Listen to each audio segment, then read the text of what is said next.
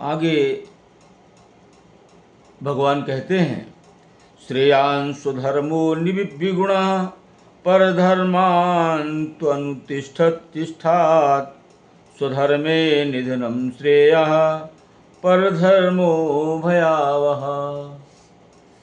हमारा जन्म जिन भी परिस्थितियों में हुआ है वहीं से हम प्रारंभ करें और वहीं से हम संस्कार प्राप्त करें,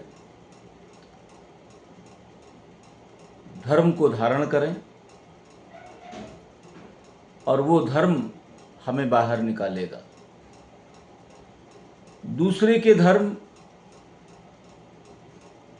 से हम यदि अब चलना चाहेंगे तो वो भयानक हो जाएगा, दुखद हो जाएगा।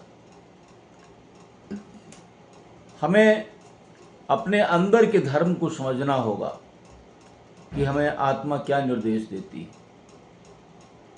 जितने भी बड़े महापुरुष हुए हैं उनको निर्देश मिलता है कि तुम ये हो, और वहाँ से तुम अपनी जीवन यात्रा को प्रारंभ करो।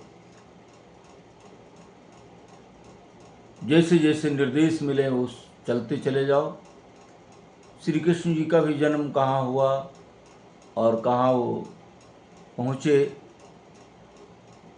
मथुरा से गोकुल पहुँच गए, गोकुल से फिर मथुरा आए और फिर द्वारिका चले गए, पूरे देश में भ्रमण किया। तो ये उनकी अंतः प्रेरणा थी। उनका जो आत्मा का जो कर्तव्य था उसको उन्होंने पहचाना, किस लिए हमारा जन्म हुआ है। अपने धर्म को पहचान करके उसका अनुसरण करते रहे, उपासना साधना ध्यान जप तप करते रहे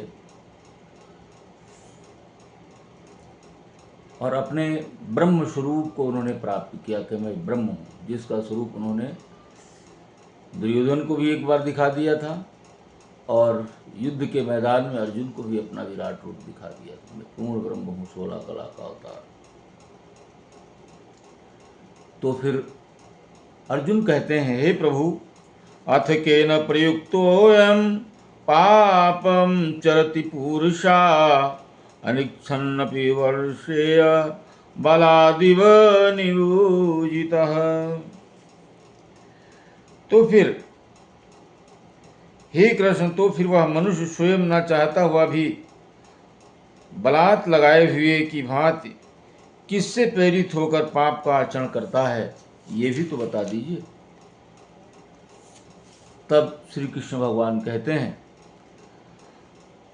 काम एष क्रोध एष रजो गुण समुद्भवा महासनो महापाप्मा विद्धि नैवैरिणम्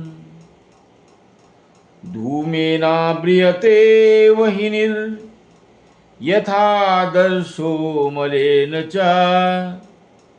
यथोल्पेनामृतो गर्भस्तथा तेनेदमावृतम्। भगवान कहते हैं, रजोगुण से उत्पन्न हुआ यह काम ही क्रोध है।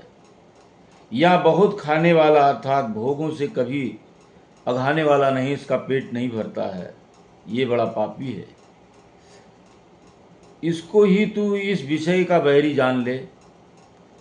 जिस प्रकार धुएं से अग्नि और मैल से दर्पण ढका रहता है तथा जिस प्रकार जेर से गर्भ ढका रहता है, वैसे ही इस काम के द्वारा यह ज्ञान ढका रहता है। आप सोचते हैं ये किताब पढ़ें वो किताब पढ़ें, लेकिन आपकी समझ में नहीं आएगा क्योंकि ज्ञान ढका हुआ है।